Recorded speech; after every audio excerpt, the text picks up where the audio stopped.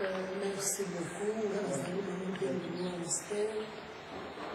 Na remercie nanu bandeko yebo beaucoup na mosiyeli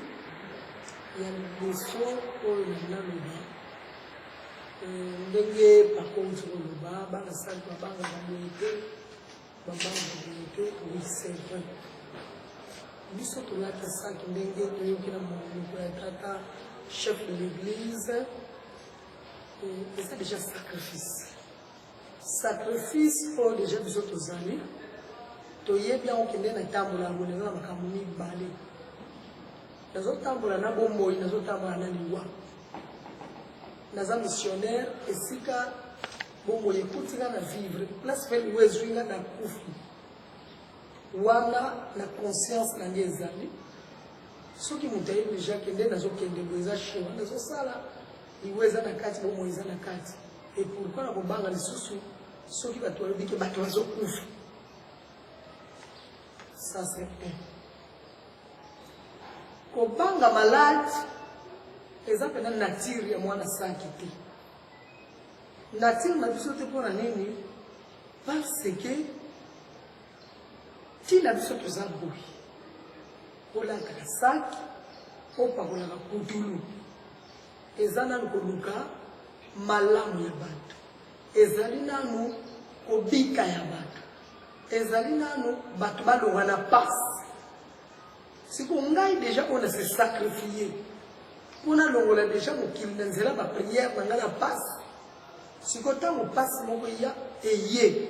ngai na kobanga ngo lisusu mpona nini soki tata mfomba azalobi peut-être apesile baprécision te lelo nazokama bato nyonso mokili nazokama coronavirus maladi moko ezoboma eye o confinement bokotala ndako bosala bo biso tozomona ngo lelo me biso nga na kosala ngo témoignage avant ke maladi oyo eyaki biso toyebaki po biso tozali lokola lisu ya nzambe nzambe akoki kosala eloko te to likambo moko te mokili ebongisi ekoki koya soki nzambe ayebisi biso te depuis le 15 décembre 2019 nzambe akitaki na kati ya mbanza nzambe ayebisaki biso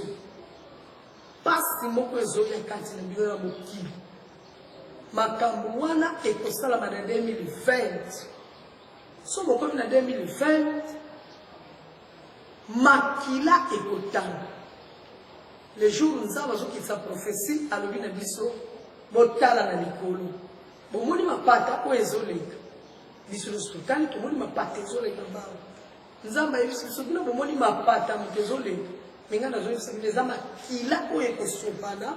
ya bato yango nde bomoni eleki na likolo ezoleka na likolo nzambe ayebisaki biso boye napesi bino 20 jours ya prière donc 20 jours de 15 décembre jusqu'au 5 janvier bosambela mpona mokili mpo makambo oyo ezoya mutu moko akokoka yango na bitumba na ye te ata obetaka minduki ata osalaka guerre nzambe atuni biso eske bitumba oyo ezoya ezowuta mpa na nga nzambe mutu amokili akokobunda na nzambe biso nyonso tozongisaki tokobunda na nzambe te nzambe ayebisa biso lokola bokokoka kobunda na ngai te alors napesi bino bajour bino bosala prière oyo bino bozosala bodebatre makambo oyo ezoya mpo makambo wana ekozala pasi ekokomela mabota nyonso nzambe atuni biso bino bofanda na kati ya mbanza nzambe bozala bandeko ta ye tolobi bwi bandeko bazali soki makambo wana ekweyeli yo te bongo ndeko na yo soki ekweyeli ye voilà nzambe apreparaki biso deja mpona coronavirus ayebisaki biso deja ke ezoya maladi ezoya pasi ezoya eza makambo akunda na bitumba na mbeli te po ayebisa biso minduki ekosala eloko te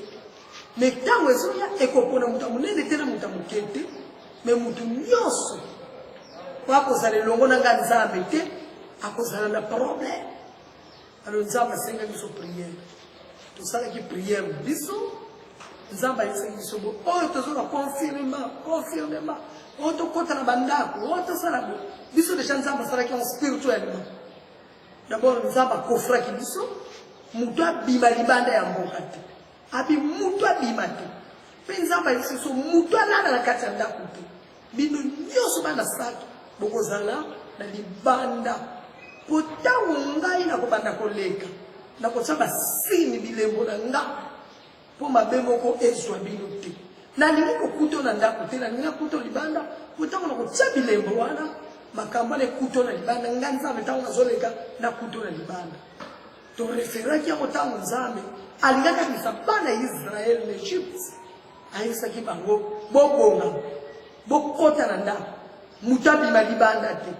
po ngai na nina leksa molimo ya liwa bino bomba ma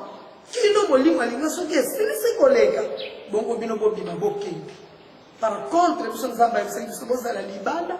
pona kotia bino bilemo tango na koleka na kuta bino na libanda na kuta mutu na ndaku te soki okoti na ndaku soki ozwi problème soit yo soit famille na soki ezakani ngai te nzamba yekisaki biso botombola babendele botombola babendele donc babendele ba drapeau pour que bobondela na yango penzamba biso bozwa elamba ya munene ya saki bozipa batu bana basi bozipa bana mibali bozipa bana basi bobondela bokotisa bato na kati ya nklo ya lukongo le place nga tata una na bande kosala prière tango nzamba sister mona bozwa lisusu bato balataka saki te bokotisa bango abobomba bango soki bobombi bato te makambo ezoya bokokoka te. Alors tosi tosambelaki de 15 au 20 de 15 au 5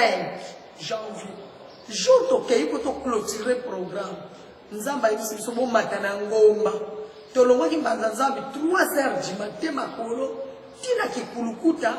bato bayebi mboka tata ona te esiko ezaka foto ya mulenda tata ona nzamba tindu so bokela kikulukuta na ngomba bomata bokanga programme esika wana bobondela place na tango silisi kobondela bokende na madima na territoire ya madima esika o drapeau ya l'état congolais mataka boentouré drapeau congolais et puis boclôturer programme maintenant bofanda bozela 2020 makambo nini ezoya siko nzambe sa préparer tout sans conséquence siko makambo nzambe alobaki yango le 15 décembre tokomi awa na janvier yango tobandi koyoko na Chine endingani siko ngai nayokaki makambo ngo lolila okambo lisusu to leke février toyokyo coronavirus elonga koti France oh non ekoti na Italie oh non ebandi ko avancer koti na Afrique siko yo ndeko na yebisanga nasi paniquer par rapport na maladi to par rapport na message nzamba pesaki nzamba préparaki bato na ye nzamba lobai to bondela mpona mokili c'est-à-dire le fait que biso tosalaki devoir na biso maintenant tozotala nzambe akokisa bilaka na ye tata onda le 27 11 mois 2003 dernier jour asololaki na biso alliance ya sak tango azotika maloba na ye ya suka pa na biso bana sak na nkolo place tosambelanga ayebisaki biso boye pasi oyo bozomona lelo eza moke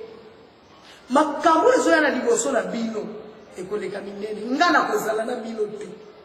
me bosere basentire na bino mpona pasi oyo ezoya bino bokoka koyamba yango wana liloba ya tata oyo tata oyo nabakisi boye bana nayebiki na ntango wana minduki ekotelema tototototo bolongo na saki bokende moto akosa bino te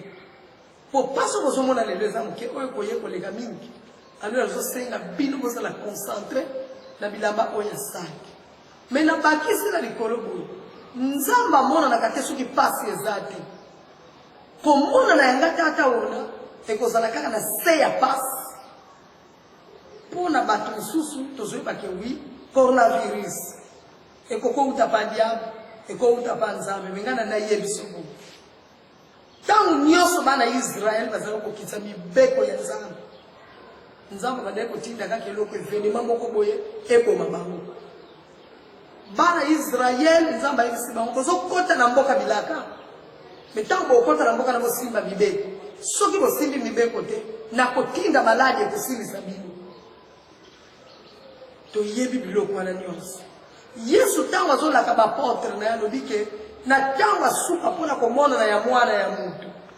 bokomona makambo mingi bevenema mingi ekosalama na kati ya mokili kufe koya mwana kotosa mama te makambo ndenge na ndenge maladi makambo mingi Yesu alobaki malobaki so bomoni ngongane koki bokomona bino moko basoda bakotelema partout basoda bakozala lelo tango tozomona o bato bakotra badako mais la police mboka mobile eza ba prophétie nde ezokoka alors tango déjà prophétie ezokoka c'est-à-dire tango ya bilaka ya nzambe ezosala nini ezokoka nga mwana nzambe nga nakozala na kobanga te mpona yebi ke bato bakokufa na bango mais baoyo ya nzambe bakozala kaka na bomoi bakomona makambo yango eye epuis bakomona mpe makambo yango esili epuis bango batelemi po Yesu alobaki deja ntango wana kopona baoyo bakotelema bakozala baoyo bakozala mpe te bakozala sikoyo ngongana ekoki yo yebisanga sikoyo nabanga nzambe to nabanga coronavirus yoyoki ya leta lobi bato bakota eglise te mais kangi monoko na nga te mpona sambela te nga na kosambela kaka kosambela elobi te ke il faut kaka naganga bato bayoka nga meme nde nafandi boye na kati ya ndako nazosambela na nga mpona yebi ke nzambe kokisambelaka na yo lelo tozomona bokolamuka na ntongo tata on amona nikoto na nombre boyoka boy o buli moko esala nayi te so tozomona makambo bilembo tozomona sikuli simo monango bosibo mona bofandi ka boy arc-en-ciel ekangi likolo tamso na deux trois couleurs le 15 ya mois oyo mars tozaki na paroisse ya Roche Pinto tomoni kaka arc-en-ciel na moyi makasi ekangi moyi na kati tu comprends te oh signe et ça va signe de temps quelque part surtout dans l'Ancien Testament tant nzamba bomaki batu na mai na suka ya liwa ya batu witi batikala kina mokili mobile nzamba bomukimba nowe na bana ye na mwasi batu babikaki nzamba telemsi arc-en-ciel na likolo yoka liloba nzamba lobaki na telembo oyo na tangu nyonso oyo ngai na naboma batu soki na talika kelembo oyo ngai moko na kose rappeler ke na kokoko mabatu te le fait déjà arc-en-ciel les otelema les opisa sont déjà espoir parce que ça pour rappeler nzambe ke tokoki kokufa bongo te tokoki kokufa bongo te alors ndeko na ngai ngana koledi soka ka sambela sikongo ngai tata ondalobaki na tangu wana ngana kozangela bino te mais kobika na mino sana maboko na bino moko boyo bobika ndenge nini siko yo yebisa moko bika ndenge nini soko yebi nzambe te soko yebi tata wona te soko yebi molimo musantu te siko eloko nde kobikisa na ndako koti nzale kokoboma yo oui batambongo bazali tango balobike bato babima libanda te batambongo tozomona bango bazokenda bamerikano bazokesomba biloko siko yo pauvre avant nalolia okendaka nano na wenzi oteki na après midi osombi biloko koya kolia na bana na ndako siko bakangelo na kati ya ndako coronavirus ekoboma yo te c'est bien bongo nzala ekoboma yo te c'est-à-dire ça tango ya suka bilembo ya suka yango yo siko sambela po nzamba kokisa makambo na ye pe tata ona amona na solo voilà yango na commentaire to malongo bana zakina ngo pona kopesa pa ya bato